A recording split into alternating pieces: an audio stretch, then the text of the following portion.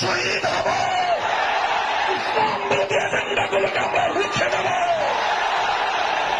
প্রস্তুত থাকবেন যে ইনশাআল্লাহ আমাদের চূড়ান্ত সফলতা, চূড়ান্ত গন্তব্য আল্লাহর জমিনে আল্লাহর খেলাফত কায়েম করা, মানব রচিত তন্ত্রমন্ত্রের জাতকল থেকে দেশ জাতিকে মুক্ত করে আল্লাহর জমিনে আল্লাহর প্রদত্ত রাজনৈতিক বন্দোবস্ত খেলাফতের ব্যবস্থা বাস্তবায়ন করবার জন্য আমাদের সংগ্রামকে আমরা অব্যাহত রাখবো ইনশাআল্লাহ।